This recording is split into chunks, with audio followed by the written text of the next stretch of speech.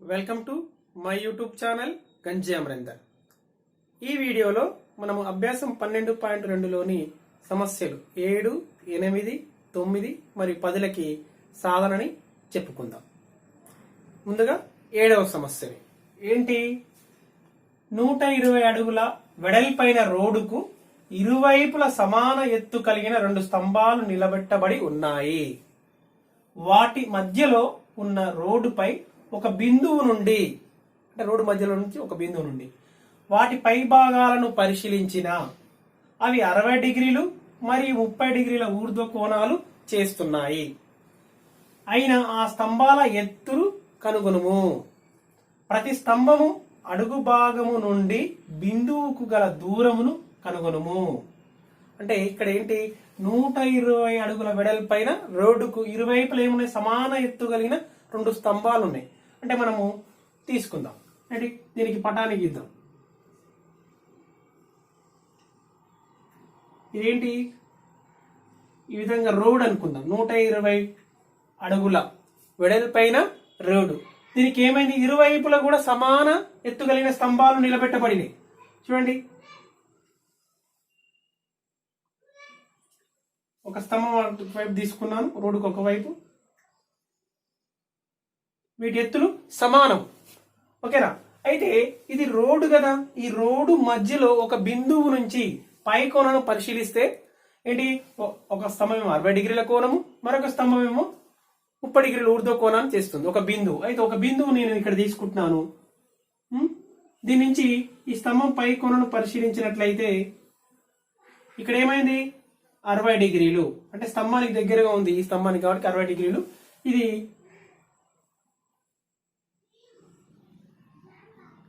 30 డిగ్రీలు. అంటే ఏంటి? మనము ఇది ఏబి అనుకుందాం స్తంభము. సి అనేది మధ్య బిందువు, రోడ్డుకు మధ్య బిందువు. ఇది డి అనుకుందాం, ఇది ఈ అవుతుంది. అంటే ఏంటి? బిడి అనేది రోడ్డు వెడల్పు. ఓకేనా? ఇప్పుడు స్తంభం ఎత్తులు సమాన ఎత్తులు కాబట్టి ఈ స్తంభం ఎత్తు నేను ఏమనుకుంటున్నాను? హెచ్ అని తీసుకుంటున్నాను. అయితే ఇది కూడా హెచ్ మీటర్సే అవుతుంది కదా. ఇప్పుడు అంటే ఈ రోడ్డు బీడీ అనేది రోడ్డు వెడల్పు అనుకున్నాం కదా. ఇక్కడి నుంచి మనకి ఎంత రోడ్డు వెడల్పు? 120 అడుగులు అన్నాడు. అంటే నేను ఈ సి అనే బిందువు మొదటి స్తంభానికి ఎక్స్ అడుగుల దూరంలో ఉంది అనుకుందాం. అనుకుంటే ఇదేమవుతుంది? 120 మైనస్ ఎక్స్ అవుతుంది కదా. బీసీ 120 మైనస్ ఎక్స్ అవుతుంది. ఓకేనా? ఇప్పుడు ఇచ్చిన సమాచారాన్ని రాసుకుందాం. రోడ్డు వెడల్పు, రోడ్డు వెడల్పు ఎంత? 120 అడుగులు. 120 అడుగులు. అంటే ఇక్కడ మనం ఏం తీసుకున్నాము? రోడ్డు వెడల్పుని బీడీ ఈజ్ ఈక్వల్ అనుకున్నాం 120. ఇంకా స్తంభాల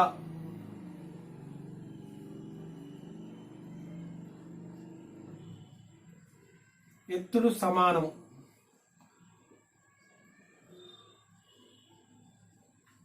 స్తంభాల ఎత్తులు సమానం. అంటే therefore మనం ఏమని రాయొచ్చు?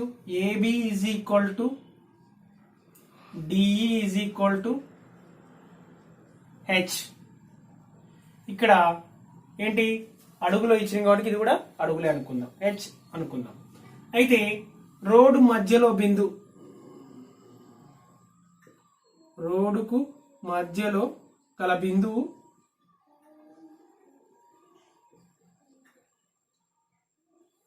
బిందువుని నేనేమని తీసుకుంటున్నాను? సి అనుకుంటున్నాను. సిఏ. అయితే ఇది ఏంటి? సి బిందువు నుంచి స్తంభాల పై భాగాలను పరిశీలించినప్పుడు చేయి ఊర్ధ్వ కోణాలు, అంటే పై భాగాలను పరిశీలించి చేయి ఊర్ధ్వ కోణాలని తీసుకుందాం. ఊర్ధ్వ కోణాలు 60 డిగ్రీలు 30 డిగ్రీలు కదా. 60 డిగ్రీలు ఏమని తీసుకుందాం? యాంగిల్ డిసిఈ, ఊర్ధ్వ కోణాల angle DCE is equal 60 degrees మరియు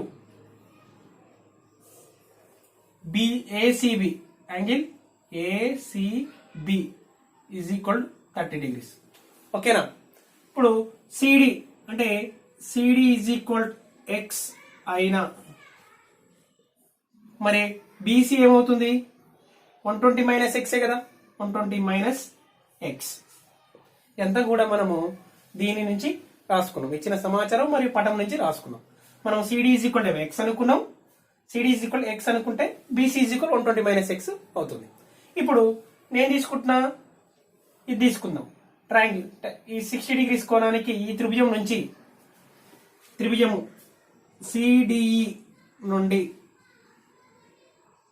ఇప్పుడు మనము ఈ త్రిభుజానికి ట్యాన్ తీసుకుందాం, అప్పుడు ఏమైతుందో చూద్దాం.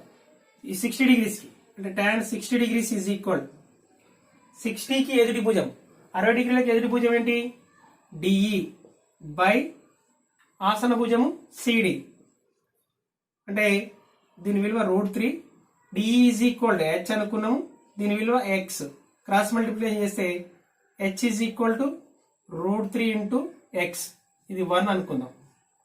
ఓకేనా. మరియు నెక్స్ట్ ఏబిసి ట్రయాంగిల్ ఏబిసి తీసుకుందాం. ట్రయాంగిల్ ఏబిసి నుండి ఆ కోణానికి tan 30 is equal to tan 30 degrees is equal ఏమవుతుంది, మళ్ళీ 30 డిగ్రీస్కి ఎదురు భుజము పొడవు ఏబి బై ఆసన భుజము బీసీ. ఓకేనా. tan 30 అంటే మనకేం తెలుసు 1/√3 is equal to AB value. ఈ రెండు స్తంభాలు కూడా సమాన పొడవు కావాలి కాబట్టి పొడవు గలవి కావున ఇది హెచ్ అనుకున్నాం కాబట్టి అది కూడా హెచ్ అవుతుంది. హెచ్ బీసీ ఏమవుతుంది 120 మైనస్ ఎక్స్. చూడండి క్రాస్ మల్టిప్లికేషన్ చేస్తే 120 minus X by √3 is equal to H. ఓకేనా. అంటే ఏంటి, దీని హెచ్ ఈజ్ ఈక్వల్ టు ఏమని రాసుకోవచ్చు 120 మైనస్ ఎక్స్ బై √3. ఇది 2 అనుకుందాం, సమీకరణం 2. మరి 1, 2ల నుండి చూడండి 1 మరియు 2ల నుండి మనం ఏం రాయొచ్చు, H is equal √3 into X, H is equal 120 minus X by √3 అంటే ఈ రెండు కూడా సమానమే.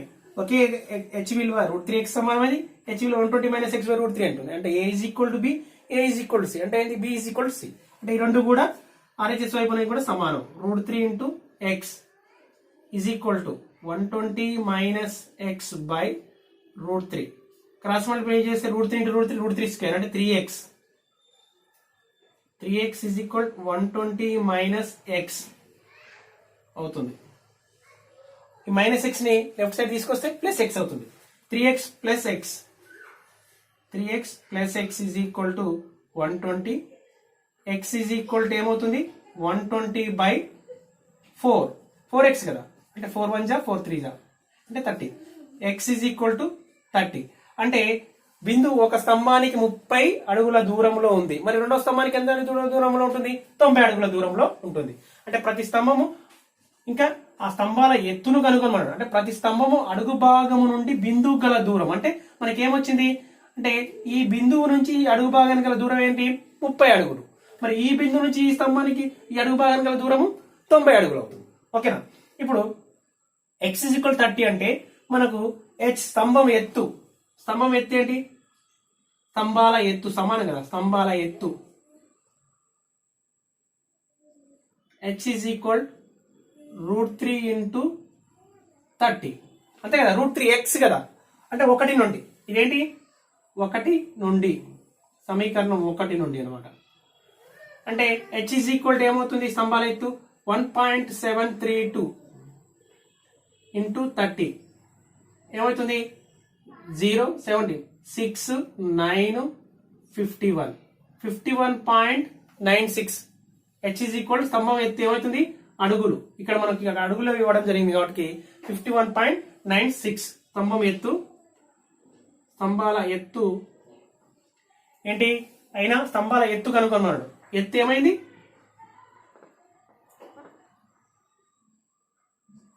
ఎత్తు ఈజ్ ఈక్వల్ స్తంభాల ఎత్తు ఈజ్ ఈక్వల్ 51.96 అడుగులు.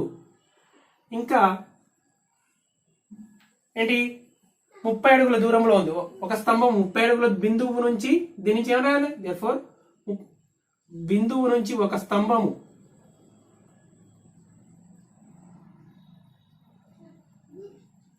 30 అడుగుల దూరంలో మరొక స్తంభము 90 అడుగుల దూరంలో. ఒక స్తంభం 30 అడుగుల దూరంలో ఉందంటే మరొక స్తంభం ఏమవుతుంది? 120 - 6 అంటే 90 అడుగుల దూరంలో. మరొక స్తంభము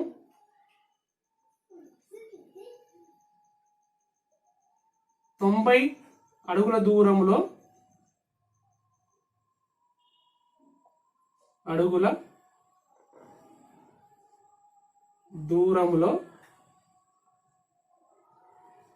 దూరంలో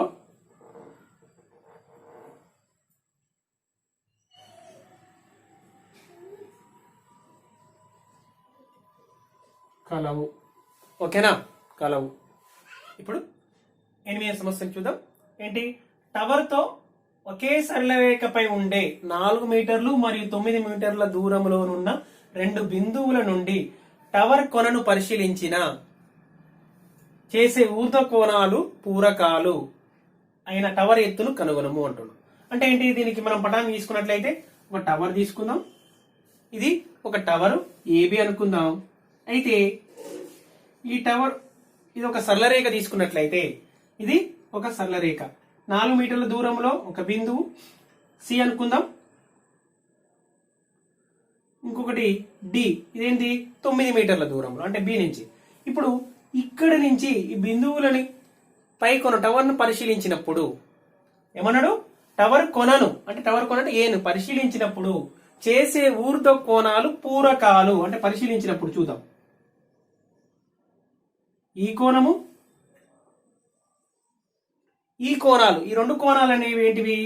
పూరకాలు అంటాడు. అంటే 2 కోణాలు పూరకాలు అంటే ఎప్పుడు ఆ కోణ పూరక కోణాలు అని ఎప్పుడంటే వాటి 2 కోణాల మొత్తము 90 డిగ్రీలు అయినప్పుడు. సపోజ్ ఇక్కడ నేను కోణం టీటా తీసుకుంటున్నా, ఇక్కడ కోణం ఏమైతుంది? 90 - టీటా అవుతుంది. ఓకేనా?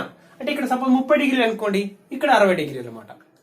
ఓకే, ఇప్పుడు సమాచారాన్ని ఇచ్చిన సమాచారం రాసుకుందాం పటం ద్వారా. ఏంటి? టవర్ ఎత్తు సాధన, టవరు ఎత్తు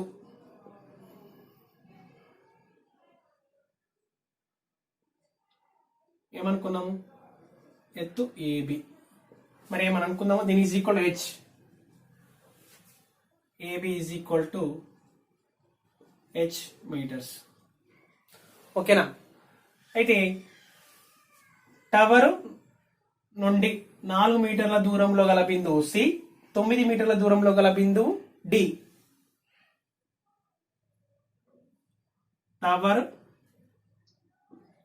టవర్ నుండి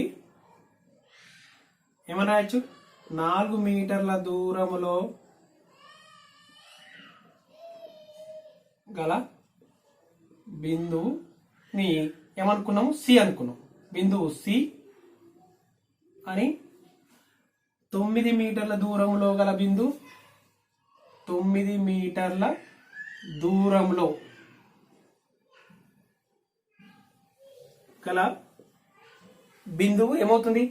బిందువు డిగా తీసుకున్నాం. బిందువు డి అని కొనినా అయినప్పుడు ఏమవుతుంది? బీసీ ఈజ్ ఈక్వల్ టు 4 మరియు ఏమవుతుంది? Beedi is equal to 9. ఓకేనా? ఇప్పుడు మరి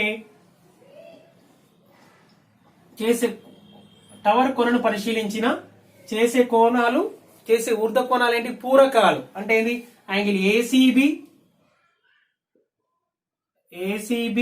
ప్లస్ యాంగిల్ ఏడిబి. ఇవి ఏంటివి? ఈ 2 బిందువుల నుంచి టవర్ కొనను పరిశీలించినప్పుడు చేసే ఏర్పడే కోణాలు అనేవి చేసే ఊర్ధ్వ కోణాలు. ఊర్ధ్వ కోణాలు అంటే ఏంటి? పూరకాలు అన్నాడు. అంటే ఏంటివి? ఈ 2 కోణాల మొత్తం 90 డిగ్రీలు అన్నమాట. ఇక్కడ నేను టీటా తీసుకున్నా అంటే angle ACB is equal theta అయితే యాంగిల్ ఏడిబి ఏమవుతుంది? ఇక్కడ టీటా అనుకుంటే యాంగిల్ ఏడిబి ఈజ్ ఈక్వల్ దీని నుంచి angle ADB is equal to 90 - theta అనమాట. ఓకేనా? 90 - టీటా. ఇప్పుడు నేను తీసుకుంటున్నా త్రిభుజం ఏసీబీ. ఏసీబీ అనే త్రిభుజం తీసుకుందాం. త్రిభుజం ఏసీబీ మనం ఏం కనుక్కోవాలి? టవర్ ఎత్తు కనుక్కోవాలి కదా. ఏసీబీ నుండి త్రిభుజము ఏసీబీ నుండి ఇక్కడ ఉన్న కోణానికి tan తీసుకుని అనుకోండి, ఇది ఈ రెండింటి యొక్క నిష్పత్తి తీసుకోవచ్చు కదా. అంటే tan θ ఈజ్ ఈక్వల్ టు ఏమవుతుంది ఏబి బై ఎదురి భుజము టీటాకి ఎదురి భుజం ఏబి బై ఆసన భుజం బీసీ. అంటే tan θ ఈజ్ ఈక్వల్ ఏబి అంటే మనం ఏమనుకున్నాము హెచ్ అనుకున్నాం, బీసీ అంటే 4, ఇది 1 అని తీసుకుందాం. ఓకేనా. నెక్స్ట్ త్రిభుజం ఏబిడి, త్రిభుజం ఏబిడి నుండి ఇక్కడ ఉన్న కోణాన్ని కూడా మళ్ళీ tan తీసుకుందాం. ఏమవుతుంది tan త్రికోణం నిష్పత్తి tan తీసుకున్నట్లయితే tan 90 minus θ is equal to ఎదిరి భుజము ఏబి 90 మైనస్ θకి ఆసన భుజము బీడి మొత్తం. అంటే ఇది ఏమవుతుంది 9 కదా BD by BD. tan 90 minus θ ఏమని రాసుకోవచ్చు cot θ మనకు తెలుసు. This is cot θ is equal to AB value H BD value 9 ఏమవుతుంది.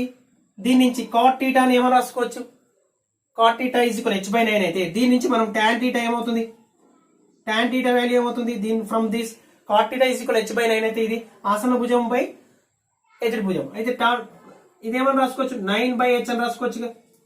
ఓకేనా. దీన్ని గుణకార విలోమమే కదా. ఓకేనా రాసుకోవచ్చు. cot θ వాల్యూ h/9 అయినా దీని నుంచి tan θ వాల్యూ 9/h అవుతుంది. చూడండి 1, 2 నుంచి tan θ ఇదేమవుతుంది tan θ ఈజ్ ఈక్వల్ h/4 వస్తుంది. 2 సమీకరణం 2 ద్వారా tan θ ఈజ్ ఈక్వల్ 9/h. 1, 2ల నుండి 1 మరియు 2ల నుండి ఈ రెండు సమానం అని తీసుకోవచ్చు కదా. a is equal to b, a is equal to c, b is equal to c. ఒకే విలువ రెండు వేరు విలువలకు సమానం కాదు అంటే దాని ఒక విలువ వేరు విలువ సమానం అయితే ఆ వేరు విలువలు కూడా సమానమే. h/4 plus 9/h is equal to రెండు కూడా సమానం. క్రాస్ మల్టిప్లికేషన్ చేస్తే అడ్డగుణకారం చేస్తే h into h square 9 into 4 ఏమవుతుంది h square is equal to 36.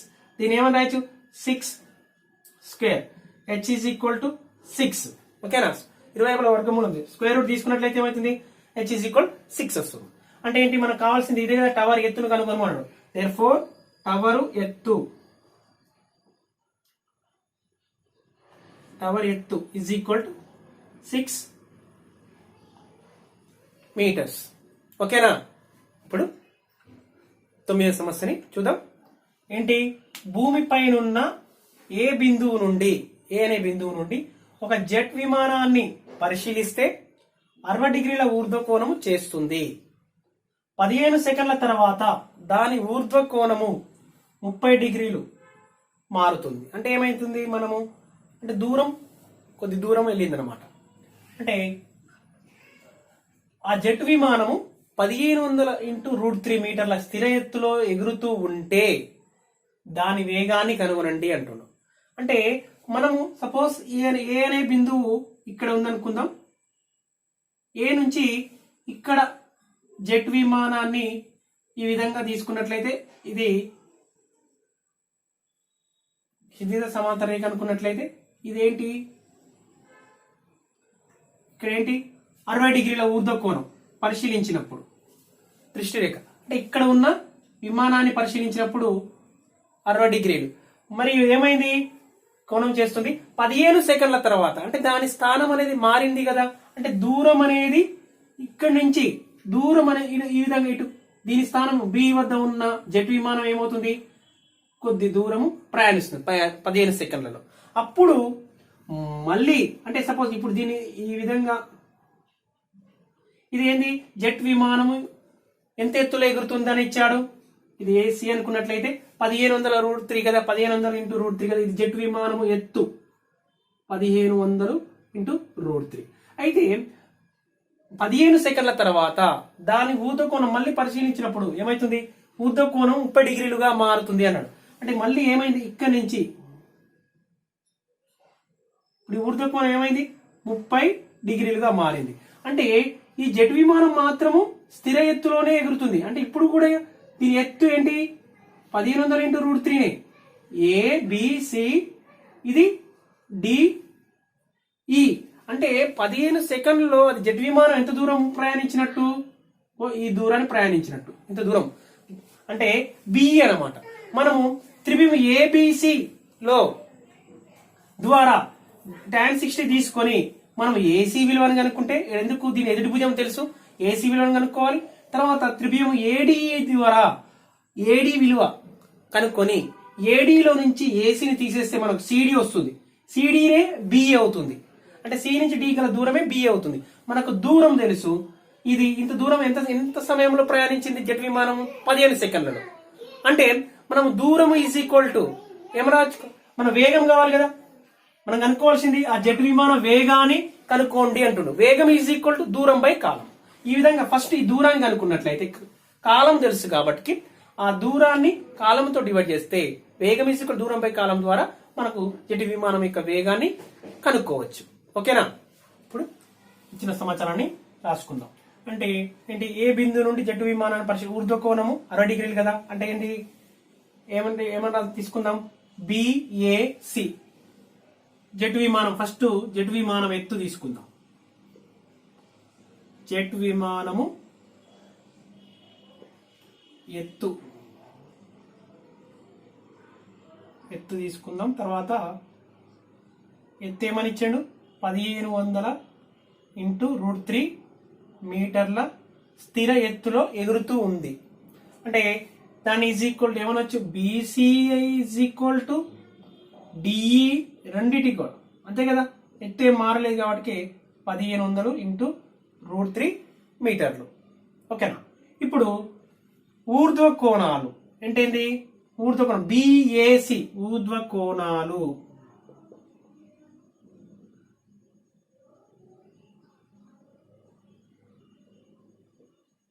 Angle BAC 60 degrees మరియు డిఏఈ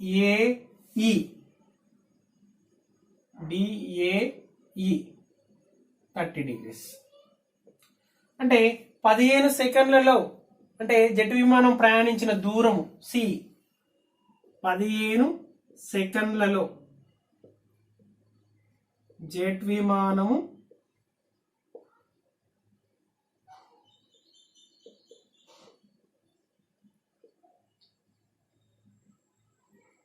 మనం కనుక్కోవాల్సింది జెట్ విమానం వేగాన్ని కదా, ప్రయాణించిన దూరము ఏమవుతుంది, CE. That is C is equal to B. C is equal to BD. ఓకేనా? ఇప్పుడు నేను ఏం తీసుకుంటున్నా, ఈ 60 డిగ్రీల కొర త్రిభుజం ఏబిసి, త్రిభుజం ఏబిసి నుండి tan 60 degrees ఈజ్ ఈక్వల్ 60కి ఎదురు భుజం ఏంది, బీసీ ఎత్తు బై ఆసన భుజము ఏబి. tan 60 అంటే మనకేమి తెలుసు విలువ, √3. బీసీ విలువ జెట్ విమానం ఎత్తు 1500 × √3 బై ఏబి. ఏబిని కనుక్కుంటున్నాం. క్రాస్ మల్టిప్లికేషన్ చేస్తే ఏబి ఈజ్ ఈక్వల్, ఈ √3 పంపిద్దాం, 1500 √3 బై √3 అవుతుంది ఇక్కడ. ఓకేనా? √3 1 జా క్యాన్సిల్ అవుతుంది. ఏబి ఈజ్ ఈక్వల్ టు 1500 మీటర్లు. ఓకేనా? మీటర్లు ఇక్కడ. ఇప్పుడు త్రిభుజము ఏడిఈ లో 30 tan 30 తీసుకుందాం. అప్పుడు ఏడి కనుక్కుందాం. ఏడి కనుక్కుంటే దాని నుంచి ఏడీలో నుంచి ఏమి తీసేస్తే మనకి ఏమొస్తుంది, బీడీ వస్తుంది. BD is nothing but C. అంటే 15 సెకండ్లలో ప్రయాణించిన దూరము తెలుస్తుంది, టైం తెలుసు, దూరం తెలుసు, వేగం కనుక్కోవచ్చు. వేగం ఈజ్ ఈక్వల్ టు దూరం బై కాలం. ఆ విధంగా త్రిభుజం ఇప్పుడు ఏంది, త్రిభుజం ఏ త్రిభుజం తీసుకుందాం, త్రిభుజం ఏడిఈ నుండి అక్కడ ఏడీలో ఏంది, tan 30 degrees కదా. 30కి ఎదురు భుజము డిఈ, అంటే జెట్ విమానం ఎత్తు డిఈ బై ఆసన భుజం ఏడి. పైకి ఇక్కడి నుంచి ఇక్కడ వస్తుంది. tan 30 అంటే మనకు తెలుసు కదా value, tan 30 value 1/√3. DE value jet విమానం ఎత్తు 1500 × √3. ఓకేనా? ఇప్పుడు ఏడి యాజ్ టీజ్ రాస్తున్నాం. ఇప్పుడు క్రాస్ మల్టిప్లై చేస్తే AD into 1 AD 1500 into √3 into √3 √3 into √3 square అవుతుంది. అంటే స్క్వేర్ రూట్ క్యాన్సల్ 1500 ఇంటూ 3 ఏమవుతుంది AD is equal to 4500 meters. ఇప్పుడు మనకు కావాల్సింది బీడీ అంటే జెట్ విమానం ప్రయాణించిన దూరం.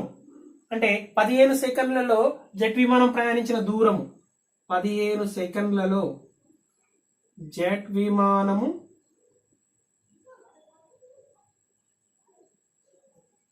ప్రయాణించిన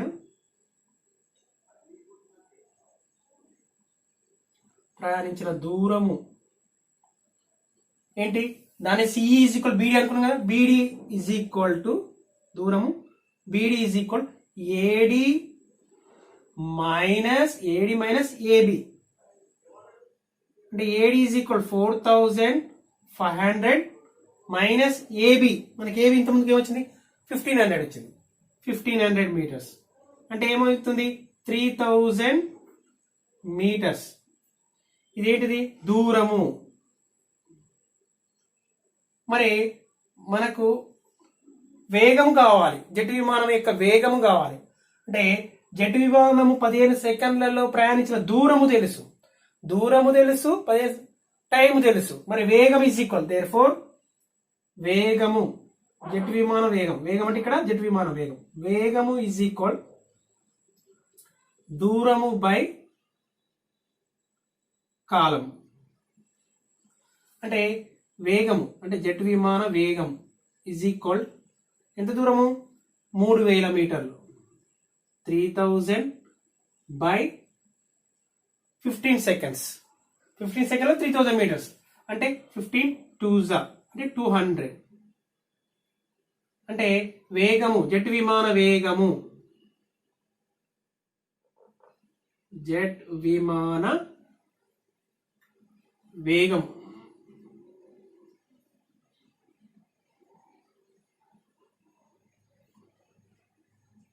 200 మీటర్స్ పర్ సెకండ్. అంతే కదా 200 మీటర్స్ పర్ సెకండ్. ఓకేనా. ఇప్పుడు 10వ సమస్యని చూద్దాం. ఏంటి ఒక భవనము పాదము నుండి ఎదురుగా ఉన్న టవర్ పై భాగము 30 డిగ్రీల ఊర్ధ్వ కోణము చేస్తుంది. అంటే ఏంటి భవనము పాదము నుండి టవర్ పై భాగం ఏంటి 30 డిగ్రీల ఊర్ధ్వ కోణము చేస్తుంది. మరియు ఏంటి టవర్ పాదము నుండి భవనం పై భాగము 60 డిగ్రీల ఊర్ధ్వ కోణము చేస్తుంది. ఇలా వాటి ఎత్తులు ఏ నిష్పత్తిలో ఉంటాయి అంటే టవర్ ఎత్తు మరి భవనం ఎత్తుల నిష్పత్తి కానివ్వండి, లేదా భవనం ఎత్తు లేదా టవర్ ఎత్తుల నిష్పత్తి కానీ మనము ఇక్కడ ఏ నిష్పత్తులు ఉంటాయో తెలపాలి. అంటే ఇక్కడ చూడండి ఒకసారి, భవన పాదం నుండి ఎదురుగా ఉన్న టవర్ పై భాగం 30 డిగ్రీల ఊర్ధ్వ కోణం చేస్తుంది. మరి టవర్ పాదం నుండి భవనం పై భాగం 60 డిగ్రీల ఊర్ధ్వ కోణం చేస్తుందంటే ఇక్కడ టవర్ కన్నా భవనమే ఎత్తు ఎక్కువ ఉన్నట్లు. ఓకేనా. చూడండి ఇప్పుడు నేను ఇదేంటి భవనం అని తీసుకుంటున్నా. ఏబి భవనం ఎత్తు నేను ఈ విధంగా తీసుకొని ఇది సిడి టవర్ ఎత్తు అనుకుంటున్నాను.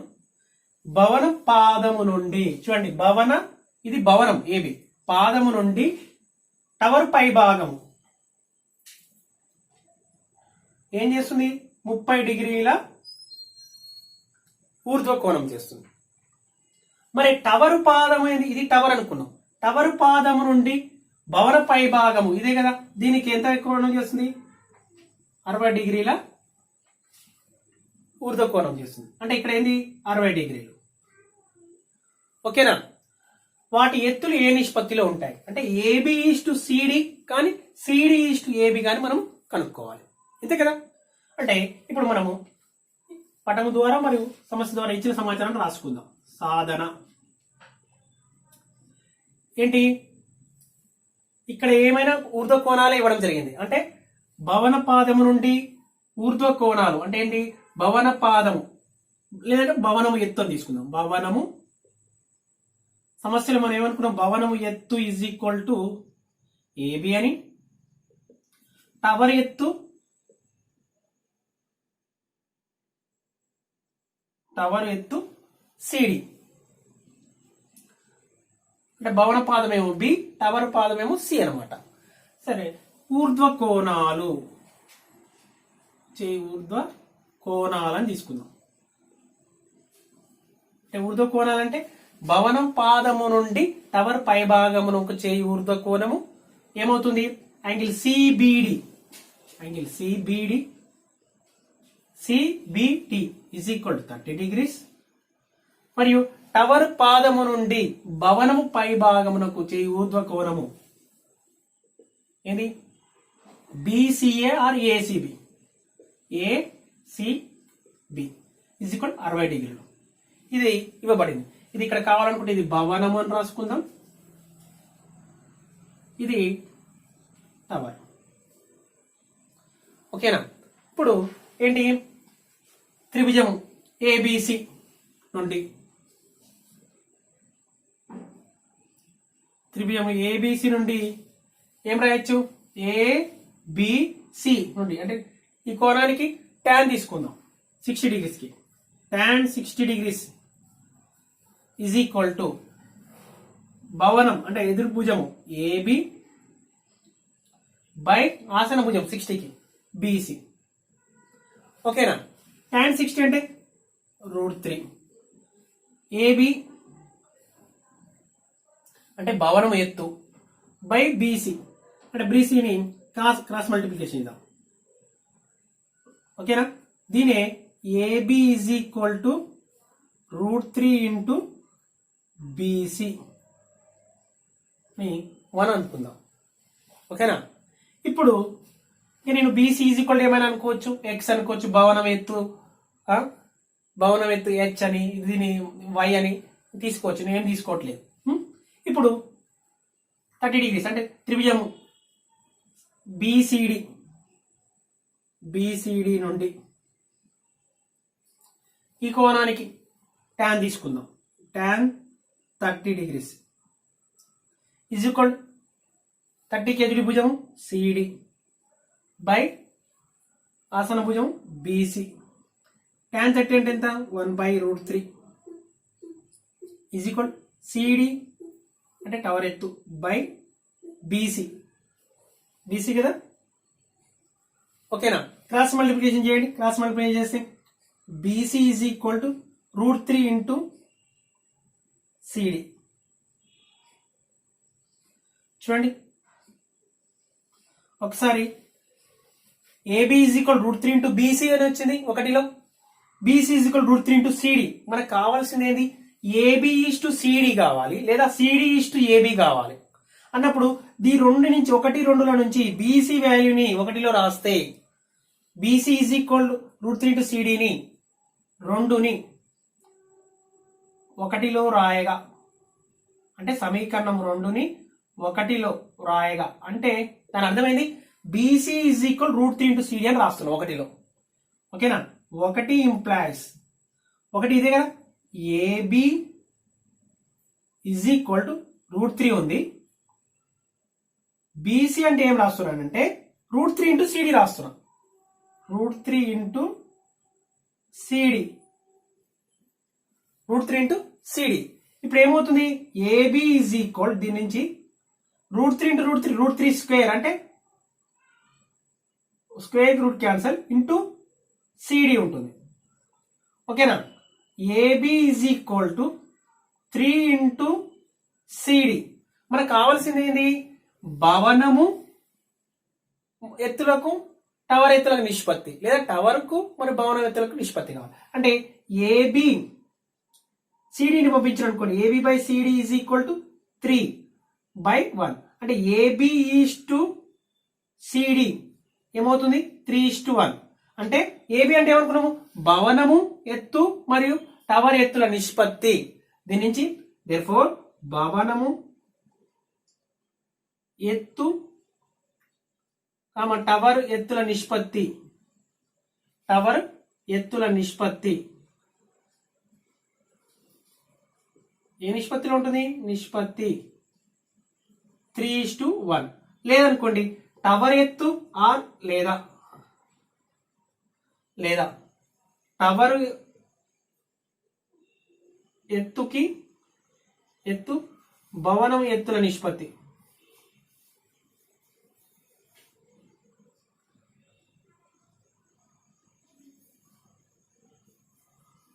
నిష్పత్తి 1:3. ఇదేగా మనం కనుక్కోవాల్సింది. వాటి ఎత్తులు ఏ నిష్పత్తిలో ఉంటాయి? వాటి ఎత్తులు అన్నాడు కానీ మరి టవరు మరి భవనముల ఎత్తుల నిష్పత్తి లేదా భవనము టవర్ ఎత్తుల నిష్పత్తి అనలేదు. కాబట్టి మనం భవనము టవర్ ఎత్తుల నిష్పత్తి అయితేనేమో 3:1, టవరు భవనముల ఎత్తుల నిష్పత్తి అనేది 1:3. ఓకేనా? Thank you.